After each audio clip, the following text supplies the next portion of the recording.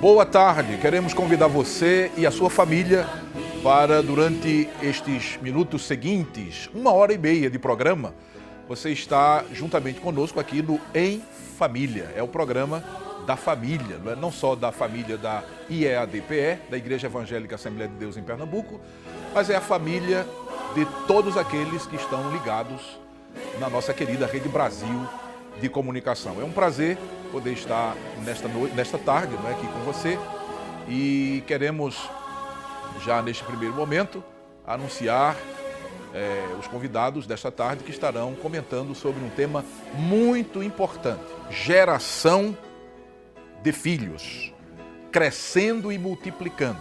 É sobre esse tema que nós vamos estudar. Está conosco o pastor Joel Calado, coordenador da área 13, Boa Viagem, e também o evangelista Sérgio Jeremias, coordenador da área 33. Isso, pastor. Muito bem.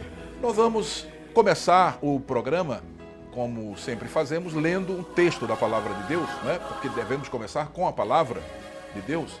Eu vou pedir que o pastor Joel Calado faça essa leitura. E você pode acompanhar aí na sua casa, porque está certamente aí na tela da sua TV, ou quem sabe você está acompanhando pelas redes sociais, pelo Facebook, pelo YouTube, enfim. Então você pode também ler, juntamente conosco, com o pastor Joel, o texto proposto para a abertura deste programa. Pastor Joel. Pai do Senhor, pastor Isaac Silva, e aos nossos queridos irmãos e amigos que nos acompanham através da Rede Brasil de Comunicação, aqui no programa Em Família. É uma bênção e agradecemos a Deus pela sua vida em permitir-nos adentrar no seu lar, na sua sala, neste momento. Que maravilha! Você pode, inclusive, estar ligando para as pessoas amigas, ligando para as pessoas da sua família e avisa para ele, liga para o teu vizinho, diga: começou o programa Em Família. Há um texto na Palavra de Deus que está no livro dos Gênesis, capítulo de número 1 e versículo de número 28, vai aparecer aí na sua tela, nos diz assim: e Deus os abençoou.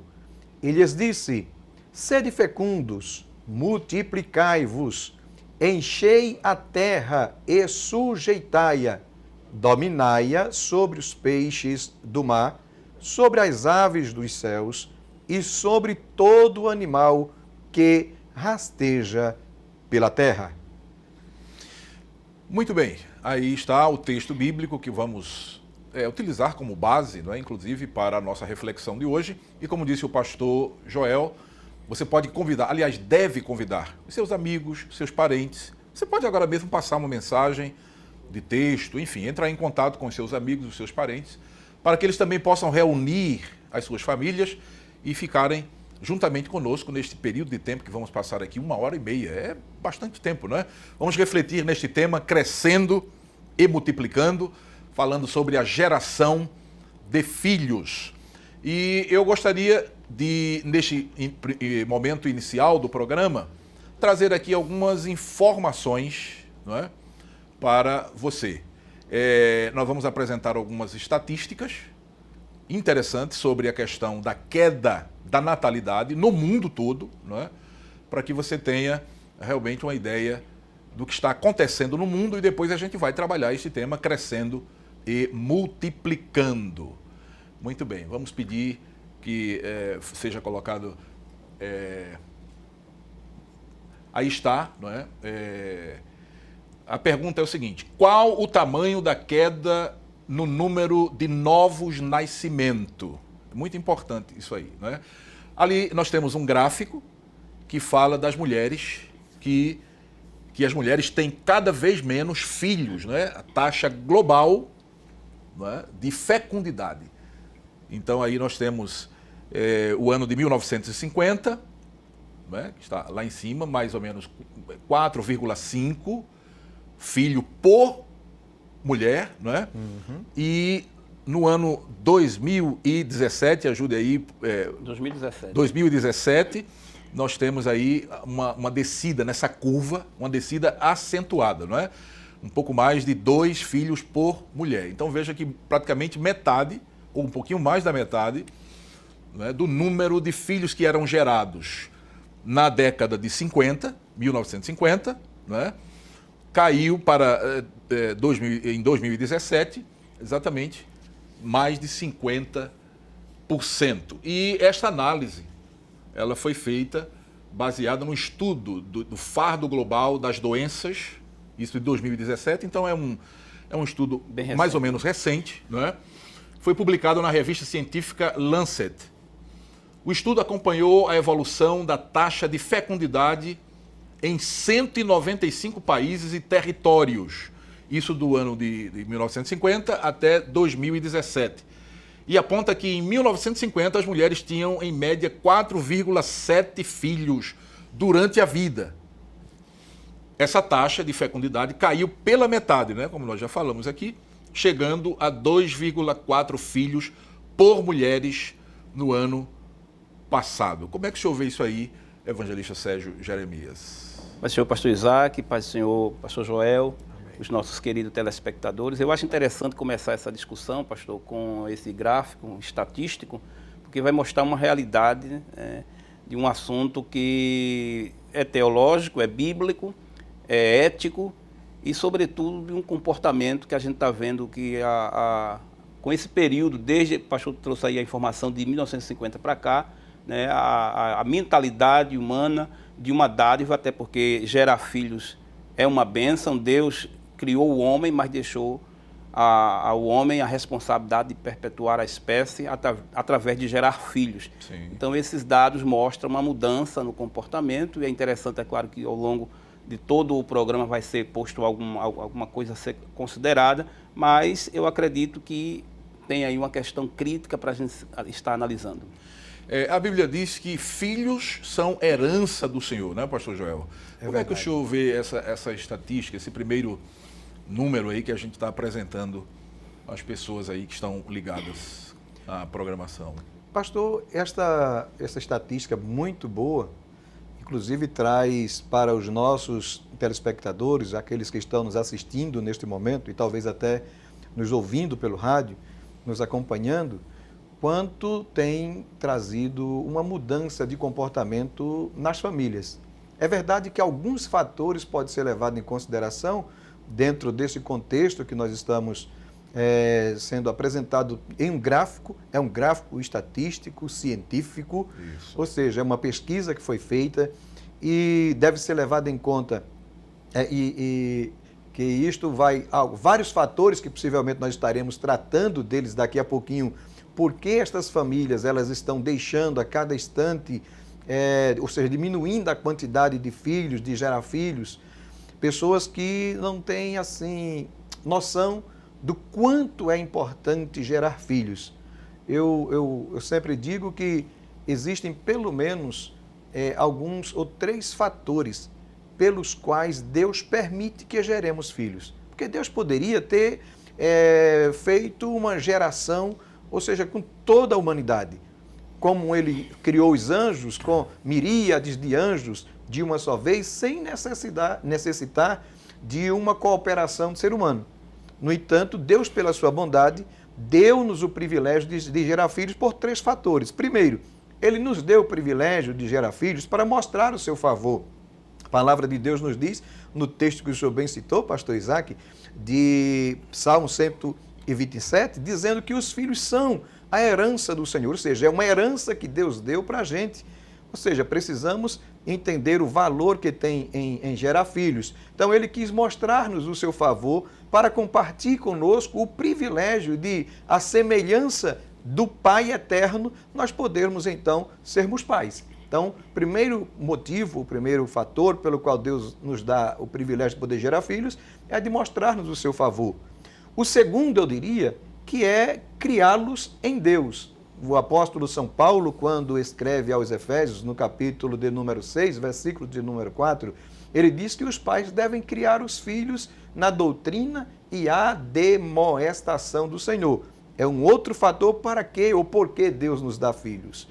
Outro ponto interessante, porque Deus nos dá filhos, nos permite gerar filhos, é exatamente que para que nós possamos encaminhar a geração seguinte na vontade de Deus. Então veja, 3 fatores preponderante, interessante, que infelizmente muitas famílias, por alguns fatores que nós vamos apresentar daqui a pouquinho, vem diminuindo a quantidade de filhos na sua família, na sua prole, mas que precisa ter consciência. Primeiro, Deus mostra no seu favor.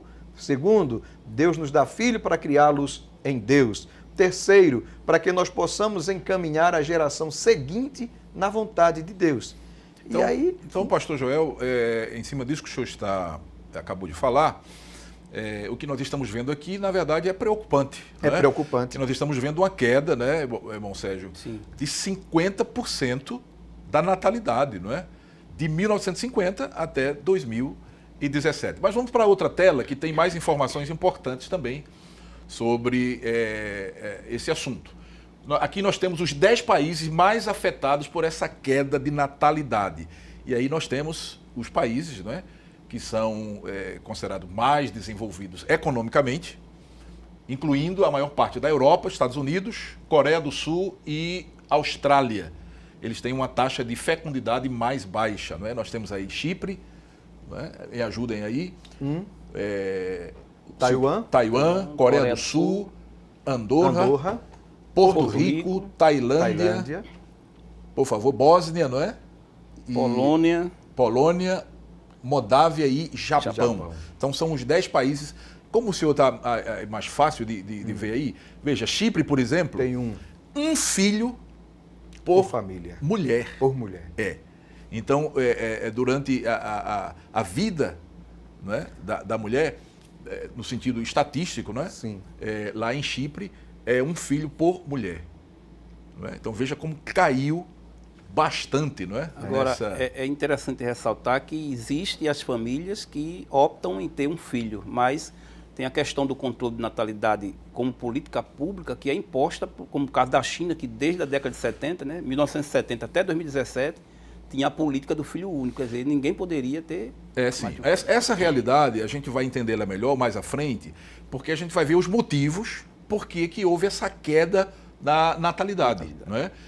Nós estamos mostrando aqui 10 países, países chamados de primeiro mundo, não é? Sim. Países desenvolvidos economicamente, onde a taxa é muito baixa. Vocês estão vendo aí, 1,7, não é? Enfim, são esses os países que foi analisado nesse mesmo estudo, não é? E com relação a essa questão da queda da natalidade. Vamos mais à frente um pouquinho, nós temos mais uma tela importante, porque nós vamos ver agora os 10 países menos afetados por esta queda, ou seja, onde a queda ela não foi acentuada. São países, não é, menos desenvolvidos do ponto de vista econômico, não é? E essas taxas, a taxa de natalidade nesses países são taxas altas. Interessante que a gente tem aí 10 países da África. Está na tela para os nossos irmãos e amigos que estarem acompanhando. Exatamente, está né, na tela aí. É importante, né, pastor? Alguém pode querer bater uma foto desses dados, que é muito importante. Exatamente. Nós temos 10 países da África aí. Nós temos Níger, nós temos Chad, nós temos Somália, Mali, nós temos o Afeganistão, não é? É o único país da Ásia que aparece aqui, não é? O Afeganistão. Nós temos Sudão do Sul, nós temos Burundi, Uganda, Angola e esse outro aqui. Veja aí vocês que estão mais próximos aí da tela. Bom, esses são os países, os 10 países onde as mulheres têm mais filhos. Países menos desenvolvidos economicamente, não é? Então são países na África do Sul, 10 deles aí, ou seja, 9 deles são na África do Sul e um lá na Ásia, que é o país do Afeganistão, né? Então vejam que são realidades realmente contrastantes. A gente tem, por um lado, 10 países onde essa taxa caiu acentuadamente, países chamados de primeiro mundo, não é? E nós temos, no outro lado, a gente tem 10 países, uma amostra, né, na verdade, de 10 países, onde essa taxa ela não caiu a taxa de natalidade não caiu, ela permanece alta, não é? Então, de certa forma, é um equilíbrio. Mas a gente vai ver lá na frente a razão disso aí, não é? A razão por que nesses primeiros países que nós citamos e mostramos aqui a estatística, a natalidade caiu, e vamos ver também, não é, esta última estatística, esse quadro estatístico que nós mostramos, os 10 países onde a taxa de natalidade permanece alta. Vamos à tela seguinte. Nós temos bastante informações para que a gente possa estudar, refletir nesta tarde, né? Vem a pergunta: por que a taxa de natalidade está caindo? É uma pergunta importante, não é? Interessante, que precisa de uma resposta. Nós vamos apontar aqui pelo menos 2 fatores, não é? Certamente existem outros, existem vários fatores, mas nós vamos apresentar 2 fatores que têm contribuído para essa queda da natalidade, não é? No mundo todo, vamos dizer assim. Em primeiro lugar, o primeiro fator, pastor Joel e irmão Jeremias, é o desconhecimento do plano de Deus para a família. Lá no Salmo 127, que foi o texto que nós citamos ainda há pouco, não é? Sim. Nos versos 3 ao 5, o texto diz: eis que os filhos são a herança do Senhor, e o fruto do ventre, o seu galardão. Como flechas na mão do valente, assim são os filhos da mocidade. Bem-aventurado o homem que enche deles a sua aljava, não serão confundidos quando falarem com os seus inimigos à porta. Então veja, esse é o primeiro fator, o desconhecimento do plano de Deus para a família. Interessante, o senhor colocou uma coisa aí, um ponto importante, pastor Joel, é que quando Deus criou o homem, ele podia já ter criado homens para povoar toda a terra. Isso. Como fez com os anjos, pastor. Como fez com os anjos, não é? Mas ele não fez assim. O que é que ele fez? Ele fez um homem, uma mulher, e deu a eles a capacidade de se reproduzir. É uma bênção. O texto que nós lemos inicialmente, né?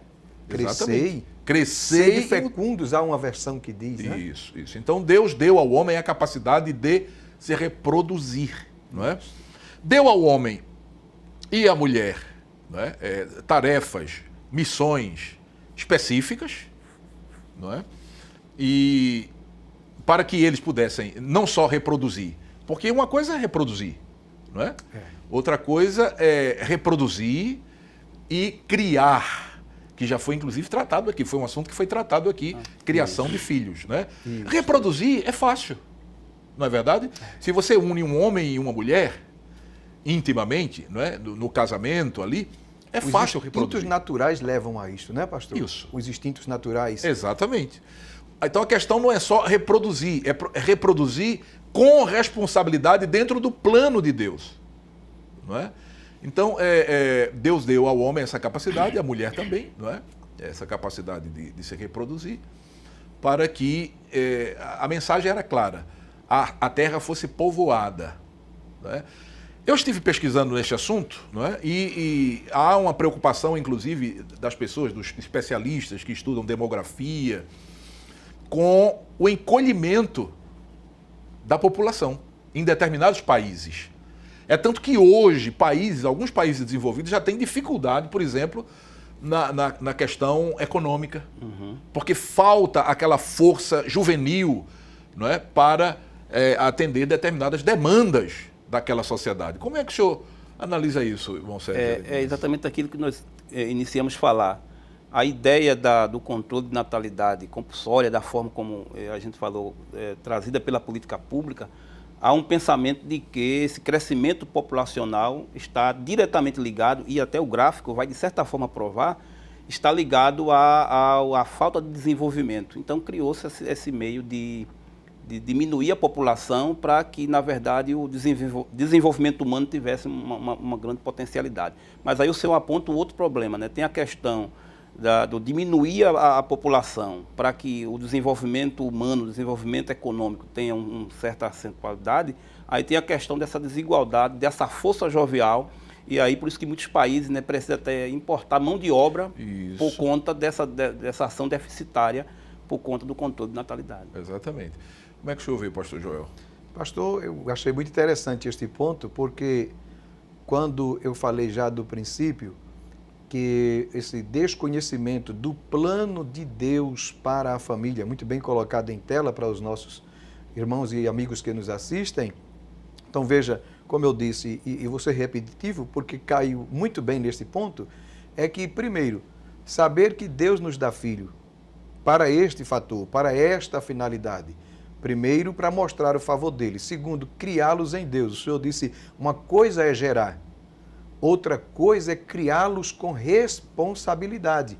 Quando se cria com responsabilidade, se cria na doutrina e admoestação do Senhor, seguindo todas as orientações que o Senhor tem dado em sua palavra.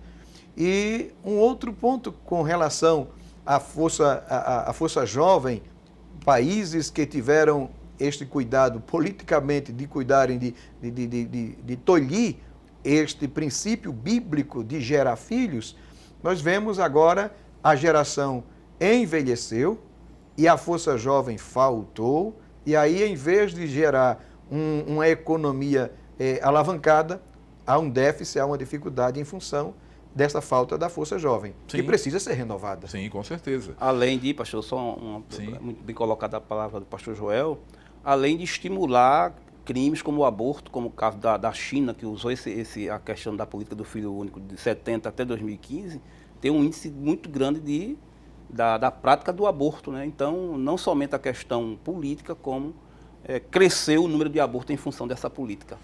E o senhor tocou num ponto também muito importante, nevrálgico até, não é? Porque, conquanto a gente esteja aqui vendo com números, e é como disse o pastor Gel, é ciência, é pesquisa científica, não é? Com números, esse decréscimo no número da natalidade, isso no mundo todo, não é? Porque foram analisados 195 países. Então, no mundo todo, há esse decréscimo de mais de 50% no número de natalidade, não é? Em 1950, nós tínhamos um número, hoje nós temos um número 50% menor. Apesar de tudo isso, ainda tem aqueles que defendem, por exemplo, a questão do aborto, não é? Que é crime. O aborto é crime, não é? E é claro que contribui para acelerar, para aumentar ainda mais a queda da natalidade, né? Porque assassina a criança ainda no ventre da mãe, né? Indefeso, né, pastor? É um atentado totalmente indefeso, contra uma vida completamente indefesa, que não pode se defender. E aí é um crime e um pecado gravíssimo contra Deus. Quem pratica o aborto, eu não tenho dúvidas, que é uma pessoa fria, é uma pessoa completamente sem o temor de Deus.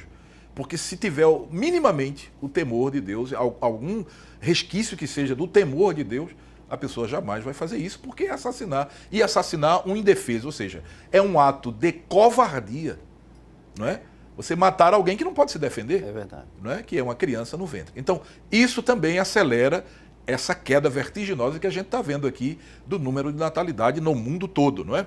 Mas existe um outro fator determinante, se é que a gente pode dizer assim, não é? Para essa queda da natalidade. É a influência de uma ideologia chamada feminismo. Feminismo. Essa ideologia, como diz aí, não é? Tem incutido na cabeça das mulheres que ter filhos enfraquece a mulher diante dos homens. Portanto, lutam contra a maternidade, buscando o que chamam, não é, de empoderamento da mulher. Ou seja, as feministas, a gente poderia citar aqui várias, mas não vale nem a pena citar o nome, não é? Dessas pessoas que defendem esse tipo de prática, ou essa ideologia, melhor dizendo, não é? As feministas e os feministas, eles odeiam a família chamada nuclear. Eles não suportam a figura da mãe, não é? Elas não toleram a figura da mãe, porque elas acham que a mãe fragiliza o ser mulher. Fragiliza. E aí, como elas buscam um chamado empoderamento, não é? Empoderamento feminino, então ser mãe para elas é uma coisa ruim, para as pessoas que defendem o feminismo, né? É uma coisa ruim, é uma coisa que deve ser completamente perseguido, não é? E anulado da vida das mulheres. Não é? Como é que o senhor vê, irmão Sérgio? Pastor, é muito sério, porque esse movimento, essa ideologia que começa com uma ideia lá de trás, se torna uma ideologia e agora um movimento social, diga-se de passagem, muito forte. Além de ir de encontro ao projeto de Deus, porque o que é que reza, o que é que prega os defensores, né, os pró-feministas? Eles pregam que o ato da maternidade, que é uma dádiva, é uma bênção. Eu acho que toda mulher crente deve sentir-se agraciada com a maternidade, mas o feminismo vai dizer que isso põe a mulher numa situação de escrava, opressora, desumana. E aí batalha, dizem eles, pelos direitos iguais, que a própria lei já dá direitos iguais, a Bíblia primeiramente, as convenções nacionais e, sobretudo, as leis aí já mostram que homem e mulher têm direitos iguais. Então, o que eles estão buscando, o que elas buscam não são direitos iguais, isso já está garantido. Na verdade, é o que elas querem, como diz, o poder sobre o próprio corpo.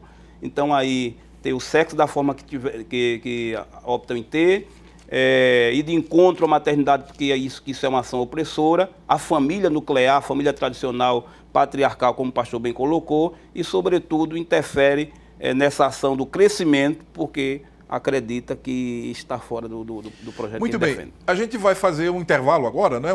Bem rápido, e daqui a pouquinho a gente vai estar retornando com este assunto. Creio que é um assunto importante, de forma que você deve continuar acompanhando a nossa programação. Aguarde, estaremos de volta daqui a pouquinho.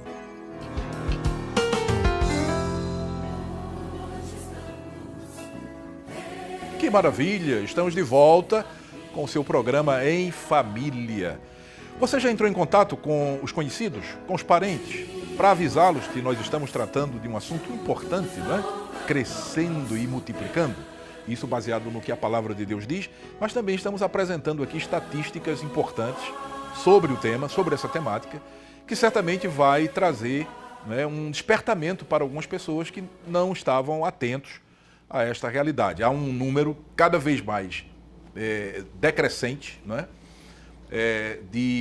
Da questão da taxa da natalidade, e isso vai de encontro àquilo que a palavra de Deus diz, porque no texto de abertura, inclusive, que foi lido aqui, pastor Joel Calado leu, não é? Juntamente com todos nós, a palavra de Deus diz, o próprio Deus disse, crescei e multiplicai, e sede fecundo, não é? Multiplicar, encher a terra. Então, essa é a ordem de Deus, e é claro que a gente sabe que por trás de tudo isso aí, não é, existe toda uma ação espiritual até, não é, para contrariar aquilo que Deus estabeleceu, o padrão de Deus, a norma de Deus. Não é? E nós concluímos o primeiro momento do programa falando sobre alguns fatores. O desconhecimento da vontade de Deus, do plano de Deus, do projeto de Deus para a família, e falamos também sobre a questão de uma ideologia que vem contribuindo e muito para essa questão do decréscimo da natalidade no mundo. E o pastor Joel, não é, Calado, vai dizer o que ele pensa, como é que ele vê essa situação também, né? A questão do feminismo. Pois é, eu ia pedir para a gente colocar em tela o ponto anterior, a tela que nós mostramos anteriormente no último bloco, essa aí, para os nossos irmãos que estão nos acompanhando, veja a influência do feminismo. E o evangelista Sérgio Jeremias, muito obrigado, o evangelista Sérgio Jeremias muito contribuiu na sua participação, mostrando de que a mulher, dentro deste contexto do movimento feminista, ela apresenta, esta ideologia, apresenta como sendo ela dona do seu corpo, não é verdade? Como sendo ela dona do seu corpo. É claro que isto foge de alguns princípios bíblicos, e eu gostaria de citar 2 textos bíblicos para que os nossos irmãos, você que nos acompanha, você que nos assiste agora, possa entender que, como bem pontuou o pastor Isaac Silva, isto é uma questão de uma ordem espiritual, quando se vem de encontro a um princípio bíblico que é de crescer e de multiplicar. E a mulher não pode dizer que ela é dona do seu próprio corpo, quando a palavra de Deus nos diz no livro de Salmos. Se você tiver um exemplar da Bíblia Sagrada, eu quero citar 2 textos bíblicos.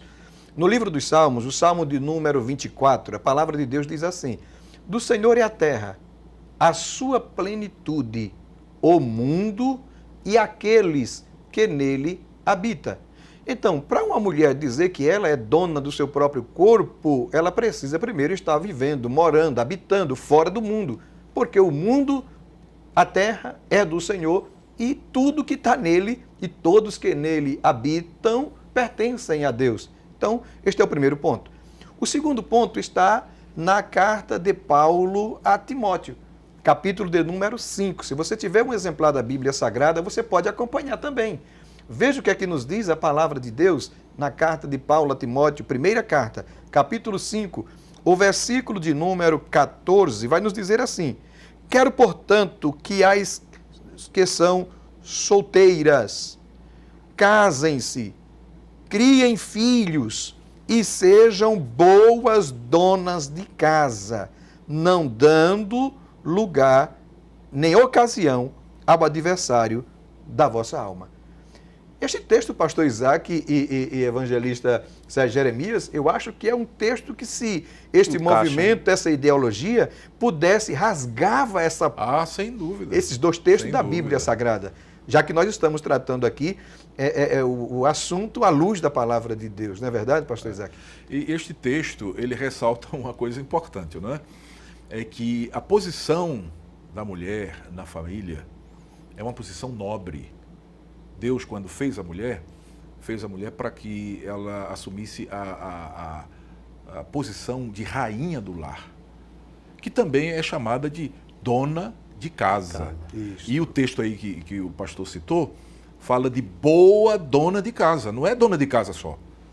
Porque pode até ser dona de casa e não ser uma boa dona de casa. Mas o que é uma boa dona de casa? Quando você cita dona de casa, este texto ele faz estremecer no túmulo os feministas e as feministas que já morreram e faz ficar arrancando os cabelos os feministas que estão vivos e que porventura estejam talvez aí acompanhando em algum lugar a nossa fala, a nossa programação, não é o programa da família. Pois bem, mas é o que a palavra de Deus diz, boa dona de casa. Agora, essa dona de casa seria o quê? Seria uma mulher mal vestida, com a vassoura embaixo do braço. Cheirando a cebola e alho. Cheirando a cebola, a alho. Que é isso que a ideologia Que é apresenta, né? Isso. Tenta maquiar uma imagem negativa da verdadeira dona de casa. Exato. Mas você que está nos assistindo, você que é uma serva de Deus, não é? E que tem como objetivo obedecer a palavra de Deus, porque todo servo de Deus tem como objetivo obedecer a palavra de Deus. Senão, não é servo de Deus, não é? Isso. Você quer saber o que é ser uma boa dona de casa? Quer saber mesmo? Tem na Bíblia. Capítulo 31 De Provérbios. do livro de Provérbios, versos 10 até o verso 31. Se a senhora, se a senhorita, não é, que está para casar ou que tem projeto, naturalmente, de casamento, quiser saber o que é uma boa dona de casa, é só ler Provérbios 31, versos 10 ao 31, que vai saber o que é ser realmente uma boa dona de casa, não é? Agora, o que não pode é uma serva de Deus se deixar levar por ideologias como o feminismo, que tem, inclusive, irmão Sérgio, tem afetado a cabeça de muitas jovens, de muitas mulheres, até mulheres servas de Deus mesmo, né? Que se deixam levar por essa... É porque a proposta é tentadora, o bonita, empoderamento, o empoderamento, pastor, né? Ressoa de forma agradável, né? Por isso quando o senhor está apontando a questão da Bíblia, eles ou elas, né, na maioria nós temos também muitos homens que são profeministas, acharem que a Bíblia é preconceituosa, porque Sim. a Bíblia aponta a posição da mulher, que não é uma posição ínfima, não é uma posição vergonhosa, pelo contrário, eles pegam a expressão submissão e tentam trazer como um termo pejorativo, como na verdade a mulher está debaixo da mesma missão que Deus conferiu ao homem. Muito bem, nós queremos mandar aqui uma saudação especial aos nossos queridos irmãos que estão nos acompanhando pelo YouTube, né? Em São Paulo, em Mato Grosso do Sul. Vejam, nós temos pessoas acompanhando a Rede Brasil, né? Em várias partes do nosso querido Brasil, da nossa querida E fora pátria, do né? Brasil. E não só no Brasil, mas bem lembrado, fora do Brasil também. Então você que está acompanhando aí pelo YouTube, você que está acompanhando aí pelo Facebook, ou quem sabe pelo Instagram, nós queremos mandar a nossa saudação em nome do nosso pastor presidente, não é? O pastor Ailton José Alves, você que está acompanhando aí por qualquer um dos canais da nossa querida Rede Brasil Oficial. E faça com que outras pessoas também possam acompanhar. Você está gostando do tema? É importante o tema? Então faça que outras pessoas também possam acompanhar. Nós temos ainda algum tempo aí pela frente, vamos estar aqui falando sobre esse assunto. É importante que outras pessoas que ainda não estão acompanhando possam acompanhar também. E você pode ser um canal de bênção, não é? Fazendo com que outras pessoas possam acompanhar. Pastor Joel. Pastor Isaac, eu sei que a gente vai ter que avançar com relação ao nosso tema principal, porque acabou calhando em um ponto que é interessante, mas a Bíblia é a Bíblia. A Bíblia ela é a palavra de Deus, e veio na minha mente aqui um texto sagrado que, principalmente dentro deste contexto do empoderamento da mulher, do movimento feminista, e que são textos que, se pudessem, este movimento tiraria, arrancaria da Bíblia Sagrada. Mas eu gostaria de fazer menção, não sou eu, não é o pastor Joel que está dizendo, é a Bíblia Sagrada que está dizendo. Na carta de Tito, capítulo 2, o versículo de número 3 diz assim: quanto às mulheres idosas, semelhantemente que sejam sérias em seu proceder, não caluniadoras, não escravizadas e a muito vinho, sejam mestras do bem, a fim de instruírem as jovens. Olha, pastor Isaac e evangelista Sérgio Jeremias, que coisa linda, a palavra de Deus é uma riqueza. A fim de ensinarem as recém-casadas, as mulheres mais jovens, a quê?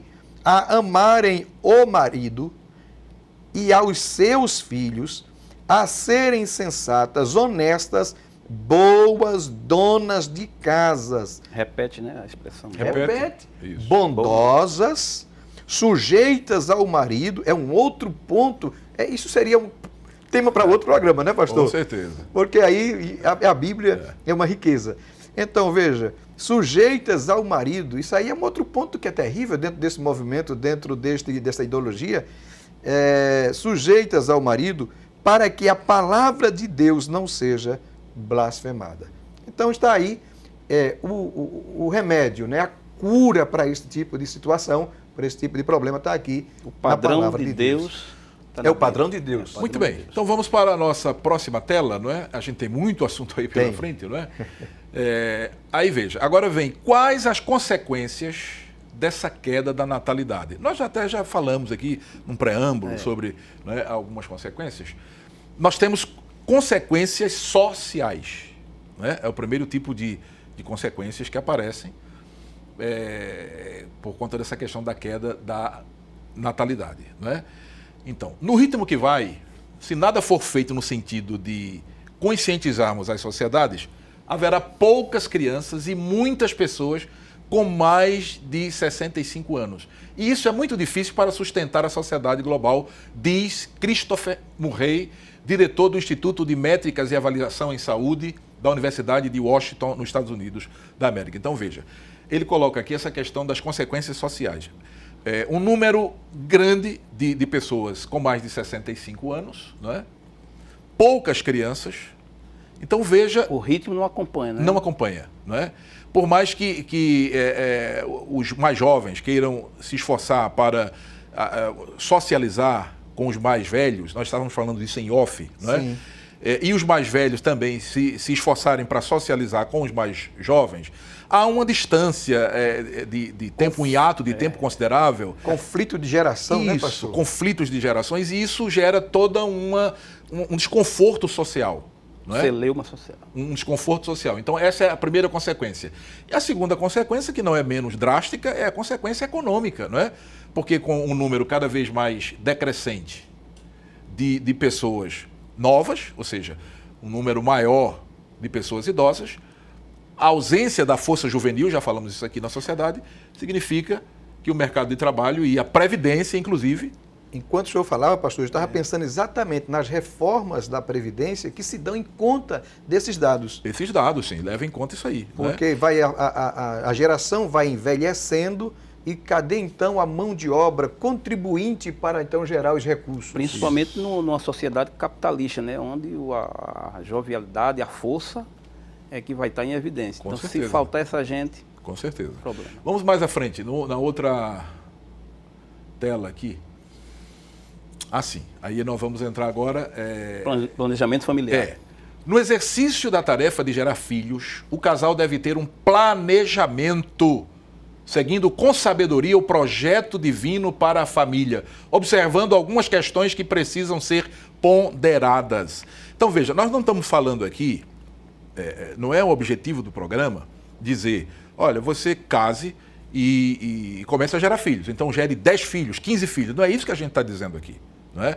Até porque a palavra de Deus diz, não é assim, pastores? Sim. Que tudo o que devemos fazer para a glória de Deus. Não é? Deus deve ser glorificado, né, pastor, em todos os atos da nossa vida. Com certeza. Agora, o que não pode é o casal entrar com essa ideia, por exemplo, o casal jovem, noivo, já está se planejando para casar, diz, não, a gente não vai ter filho, não, a gente não pretende ter filhos, a gente pretende curtir a vida, porque aí está na contramão do que a palavra de Deus orienta, não é? É isso que a gente está combatendo aqui. A gente não está combatendo aqui um planejamento com sabedoria, seguindo o projeto divino para a família, não é? Não, isso é possível. Tem que ter os objetivos bem delineados, né, pastor? O planejamento familiar não pode ter meios e objetivos egoístas. Isso. A gente está vivendo numa sociedade de dado a cultura do culto ao corpo, em que endeusa a questão, o estereótipo físico, e que muitas mulheres não querem ter filho por conta de uma personalidade narcisista, de deformar o corpo. A maternidade vai trazer essas consequências e aí não quer ter filho simplesmente por esse motivo. Aí se torna egoísta, foge do princípio daquilo que a Bíblia manda e aí não há planejamento familiar. E como o pastor falava, o planejamento familiar não inclui não ter filhos.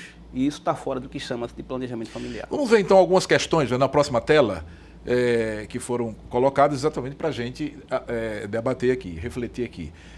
Qual a estrutura econômica da família? Essa é uma questão, não é, pastor Joel? Ô, pastor Isaac, é interessante que os nossos que estamos assistindo, você que está nos assistindo, entenda um detalhe. Nós estamos tratando de um assunto que pode haver uma interpretação. Está falando acerca da questão de gerar filhos, crescer e multiplicar, mas isso de uma forma coerente, racional e equilibrada, com responsabilidade. Veja que há uma preocupação.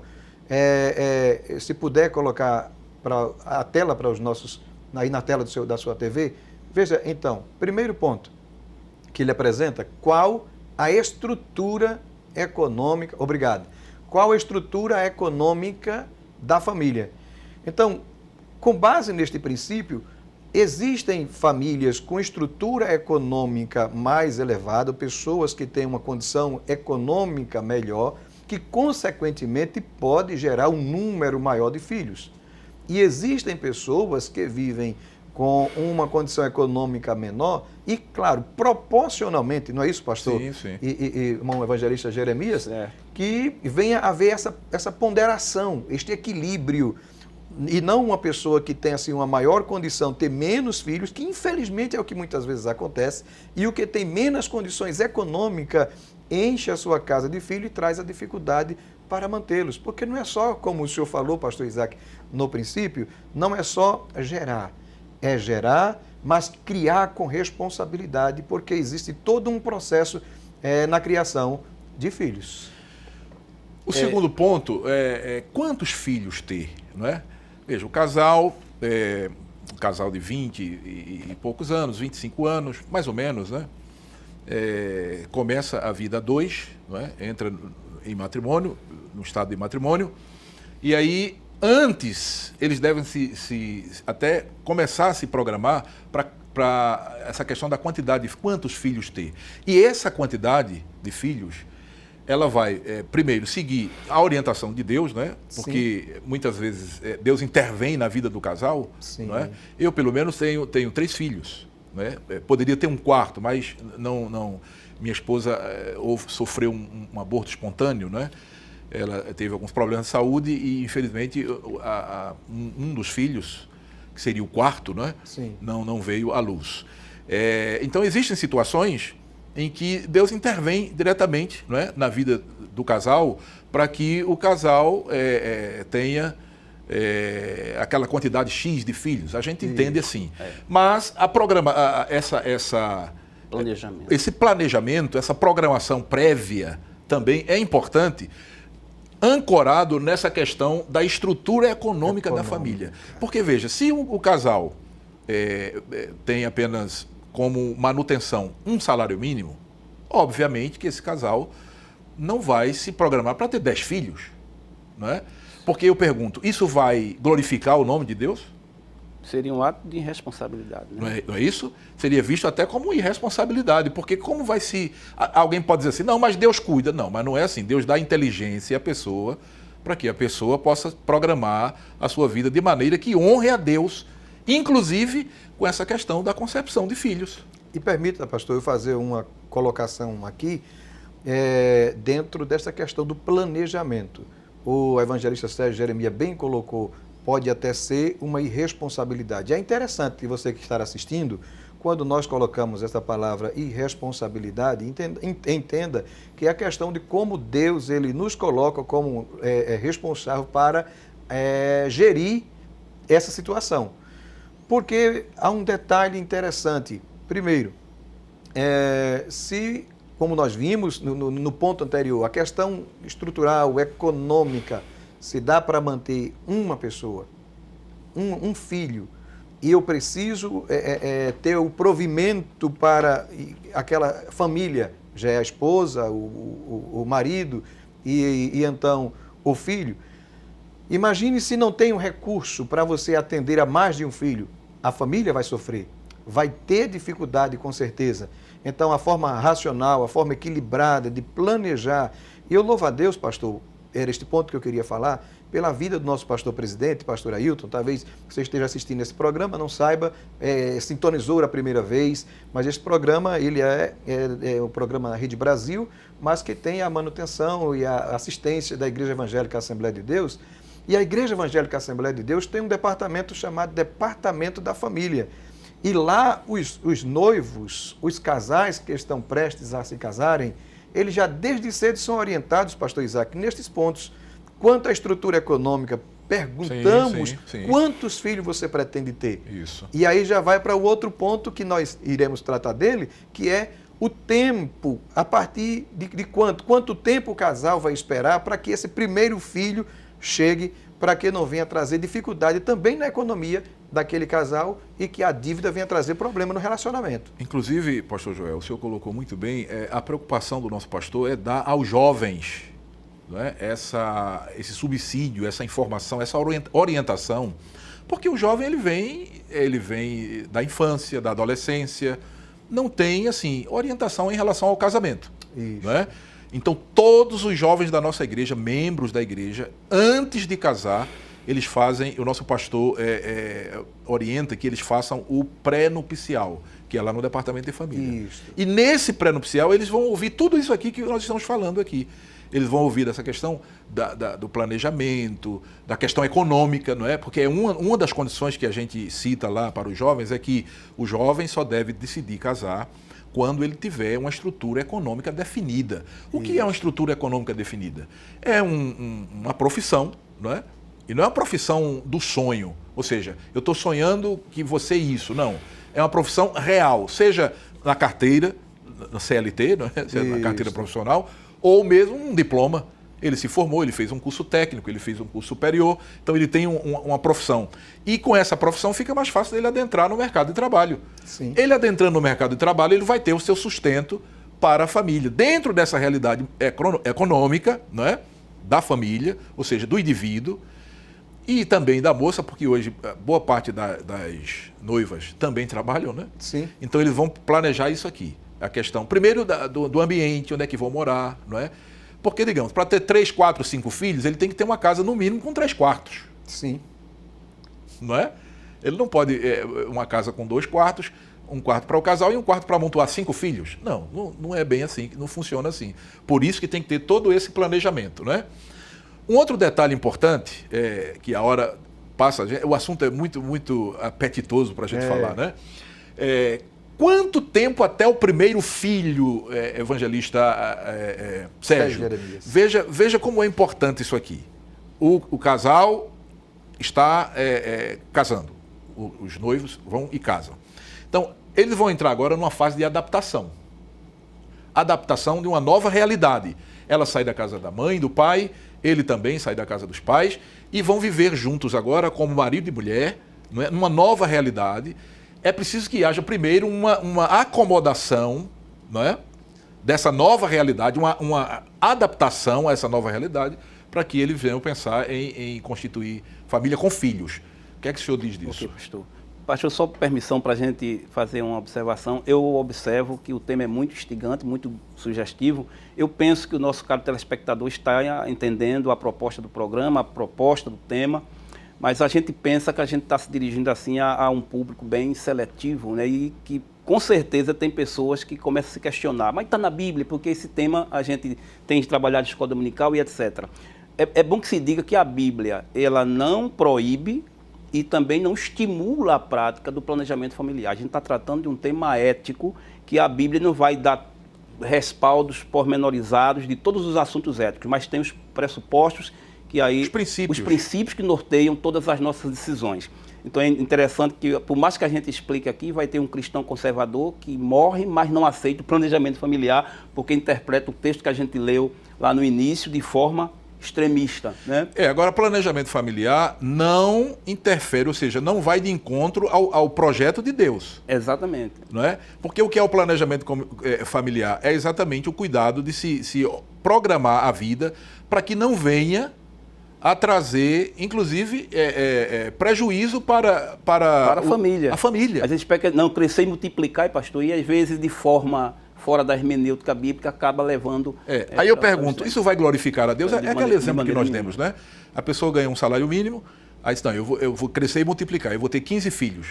Aí vai criar um problema, então o cara problema social, um problema para os filhos, um problema para ele mesmo, que ele vai ficar sofrendo. O próprio relacionamento familiar, porque vai gerar custo, despesas, dívidas, e aí é difícil. Então tem duas palavrinhas interessantes na palavra que o pastor estava falando, quando fala de criar. Então tem a procriação, mas tem a criação. E a criação vai nortear a palavrinha que o pastor falou muitas vezes, responsabilidade. E voltando aqui à pergunta, quanto à questão do intervalo, isso aí vai depender muito do acordo entre o casal, varia, não é um instante que tem que ser aquilo absoluto, isso aí, claro, na discussão entre os dois será resolvido. E, acima de tudo, não é? Em oração. A vontade de Deus está... Porque a vontade de Deus, ela prevalece. A gente não está colocando aqui camisa de força. Não, a gente está dizendo que devemos fazer tudo para a glória de Deus, porque é o que a palavra de Deus diz, não é? Dentro de um planejamento familiar. Olha, se a gente planeja tudo na vida, por que não planejar a família? Exatamente. Não é?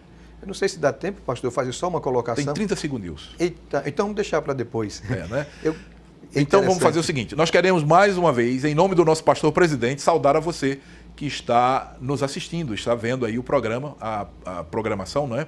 Os irmãos que estão acompanhando aí através do YouTube, através dos canais da Rede Brasil Oficial e também da IADPE Oficial, não é? Então, você que está assistindo aí, nós temos a irmã Leda, lá na Suíça, olha, fora do Brasil, lá no outro lado do mundo, não é? Irmã Noemi Lourenço de São Paulo, Rosilene Santos, de Patos, Paraíba. Deus abençoe, receba a saudação e o abraço do nosso querido pastor presidente e de todos os que fazem, não é? Aqui a equipe do programa Em Família.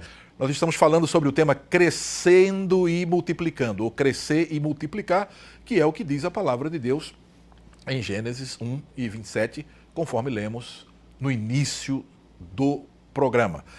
Nós concluímos o bloco anterior, o penúltimo bloco do programa, falando sobre, né, a questão dos fatores da questão do crescimento, né, da criação, ou seja, da geração de filhos, né? E falamos sobre o tempo.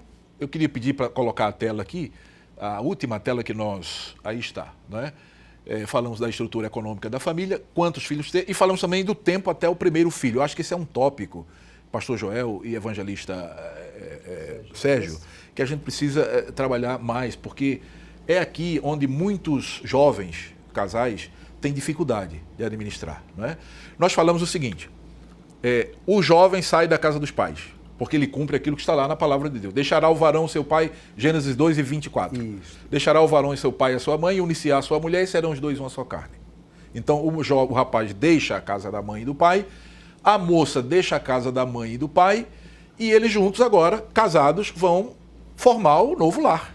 Não é? Como diz o hino, que surge no horizonte. Sim. É o novo lar. Só que eles vão para uma nova realidade que eles desconhecem. Eles apenas imaginam, não é? Por aquilo que eles veem nas histórias de romance, talvez até nos filmes e tal, de alguém que fala, de alguém que diz, mas não é uma realidade que eles vivenciaram. Eles vão vivenciar a partir dali. Eu sempre digo aos jovens lá no departamento de família que o casamento, ele não começa na festa. A festa é apenas a celebração. O casamento de fato começa quando todo mundo vai embora e o casal vai para sua casa. Ali começa o casamento, que é a convivência entre o marido e a esposa até que a morte separe, não é? Então é importante esse primeiro momento de adaptação, por isso que essa pergunta tem muito a ver. É muito importante. Quanto tempo até o primeiro filho?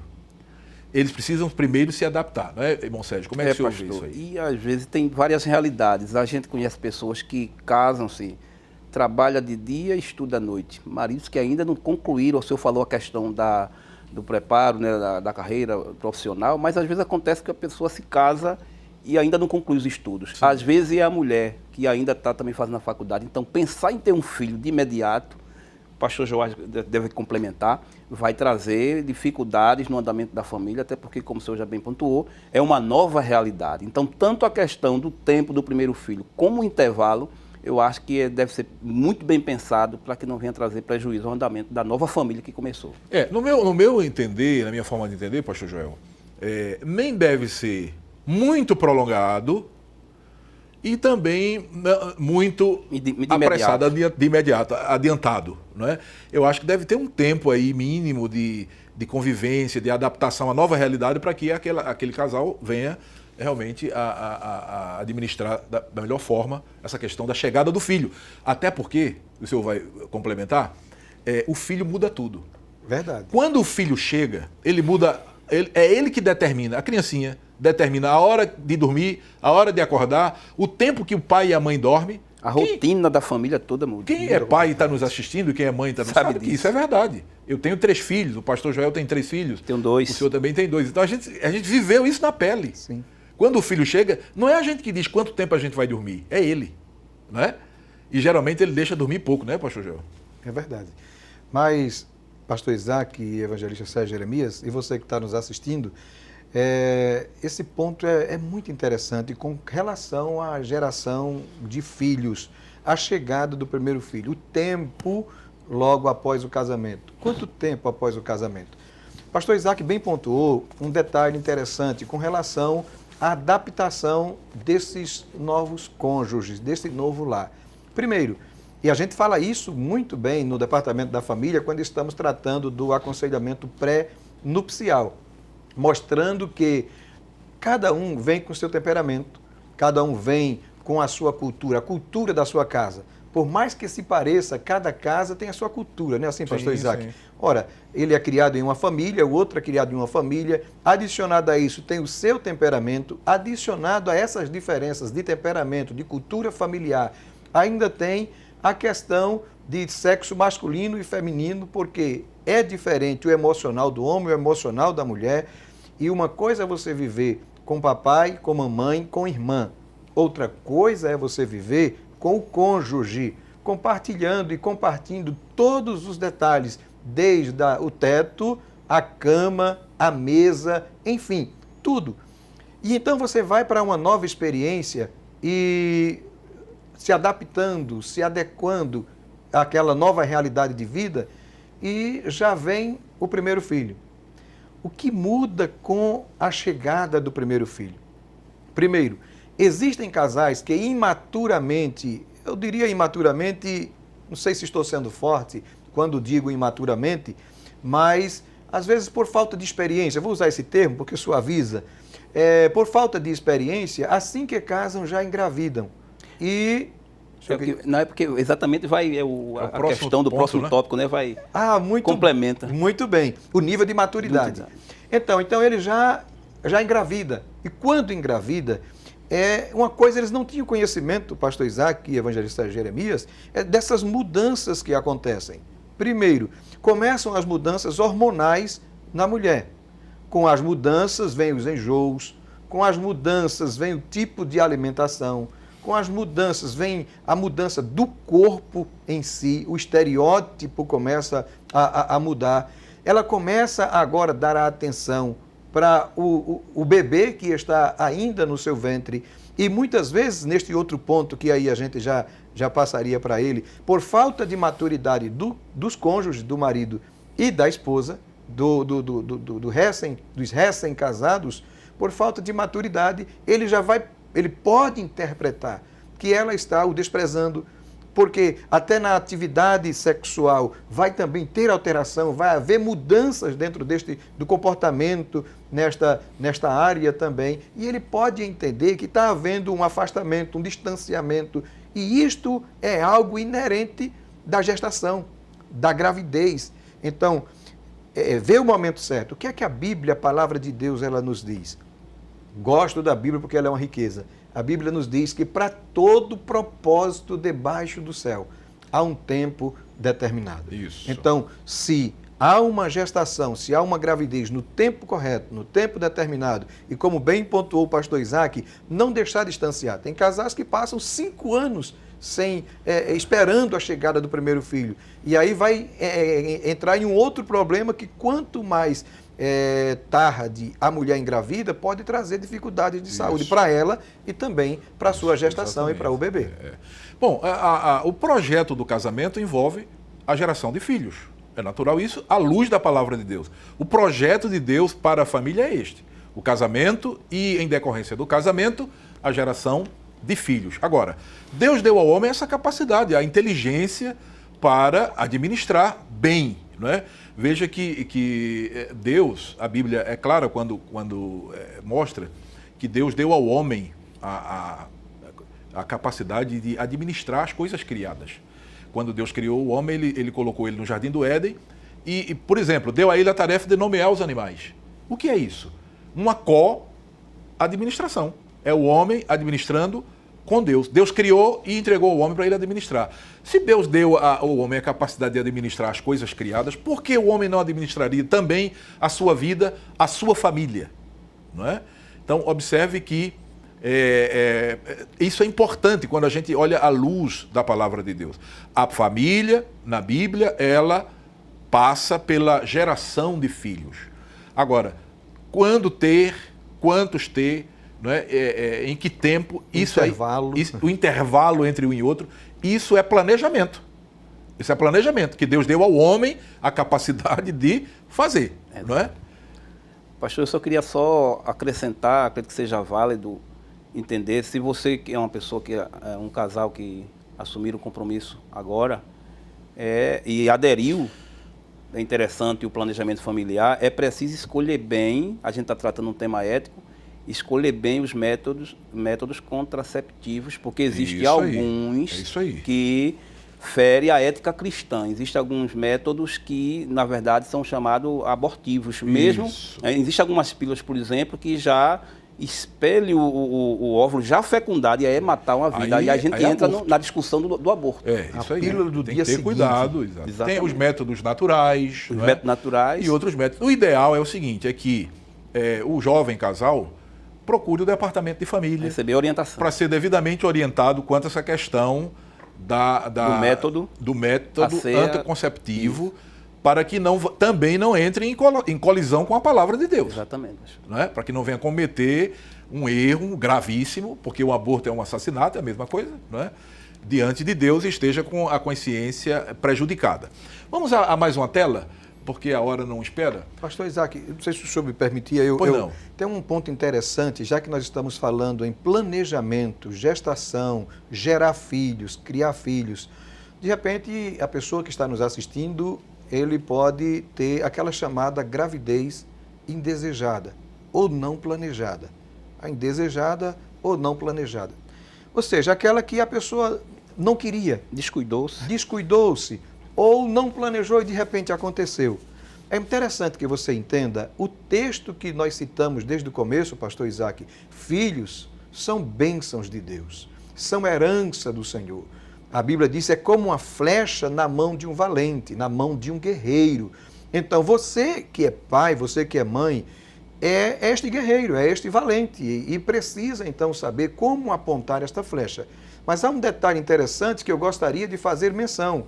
É que as crianças, eu digo o bebê, o feto, ainda no ventre, reage ao exterior, ou seja, principalmente da mãe. Até a décima semana, este feto ele já começa a perceber detalhes. Na 17ª semana, os toques, ou seja, por isso que quando a mãe coloca a mão no seu ventre, o pai chega, ele se movimenta. Na 18ª até a 25ª, os especialistas dizem, pastor, que a parte auditiva dela já está quase completamente formada e ela consegue ouvir sons, os exteriores. Dizem que até por isso que quando nasce tem crianças que gostam de música mais ritmadas, outras mais leve. E como está tratando estas situações na gestação é muito importante. É importante que os pais tenham cuidado. Ou seja, engravidou, trata com muito carinho, trata com muito afeto, cuida como sendo uma bênção de Deus. Filhos são bênçãos.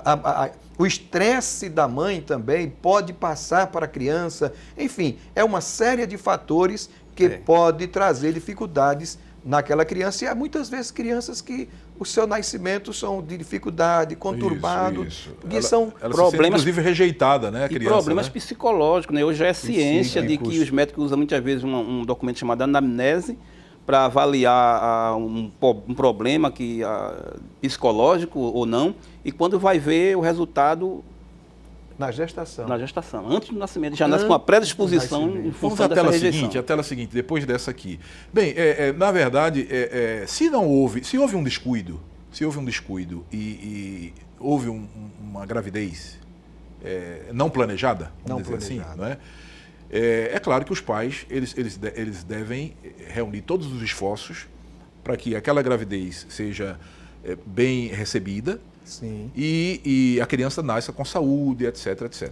O que é que eles devem fazer? Se não houve um planejamento inicial e houve uma gravidez não planejada, pelo menos a partir dali, eles estabeleceram um planejamento para o segundo filho, o terceiro filho, né? Colocar um ponto inicial a partir dali. Exato.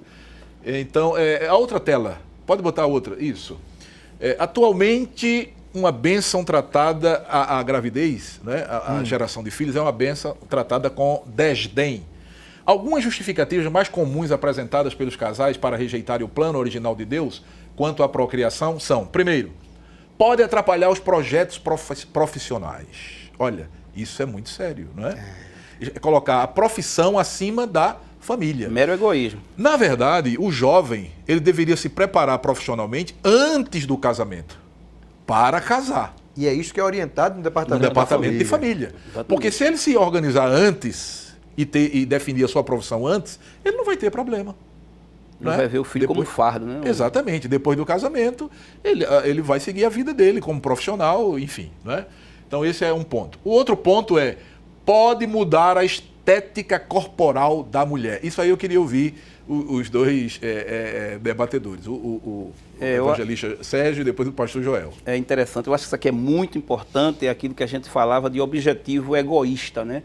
A gente está vivendo a sociedade do culto ao corpo, do valor estereótipo do físico, né? E aí muitas mulheres simplesmente por uma questão estética, né, optam em não ter filhos. Não é nem a questão de planejar, é não ter mesmo, né? Nós conhecemos casais, mulheres que não querem ter filho, colocam isso como um planejamento quando de fato não é, para não mudar, para não criar problema na estética corporal. Então isso aí é um plano, um objetivo puramente egoísta e vai ferir os princípios da palavra de Deus. Pastor, nós tratamos isto no bloco anterior, falando exatamente do feminismo, que vai muito valorizar e incentivar esse ponto. Eu acho que dá, mediante já o explicado, para a gente passar para o outro ponto.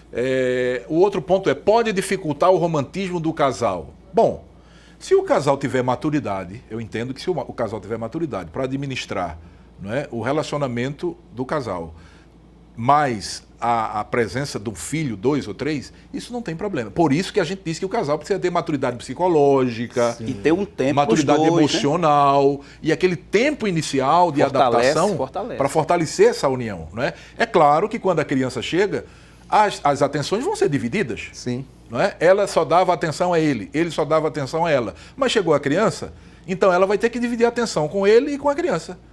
Ele vai ter que dividir a atenção com ela e com a criança, não é? Principalmente a mãe.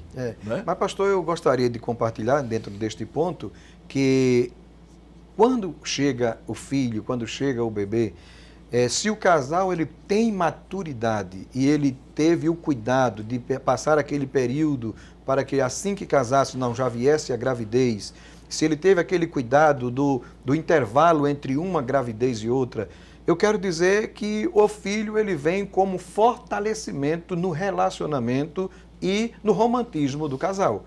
Então, ele vai ver o filho como sendo uma bênção, ele vai ver o filho como fruto daquele relacionamento e que, com certeza, será de muita bênção.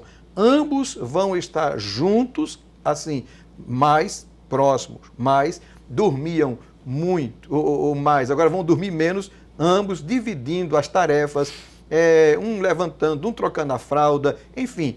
Eu entendo que se o casal tem maturidade, a chegada do filho não será, como disse o evangelista Jeremias, de fardo, mas será de bênção e fortalecerá o romantismo em seu casamento. O último ponto eu não quero ter filhos porque filhos dão muito trabalho. Realmente, filho dá trabalho. Mas você não pode fugir daquilo que a Bíblia, que a palavra de Deus, que a vontade de Deus estabeleceu. Crescei e multiplicai, não é? Então, se você não quer ter trabalho, não casa. É simples, né? Fica solteiro, cuida só das coisas do Senhor. Exatamente. Pastor, se filho não quer ter filho, porque ter filho dar muito trabalho, é por isso que ter filho, primeiro, casar e gerar filho, é coisa para adulto.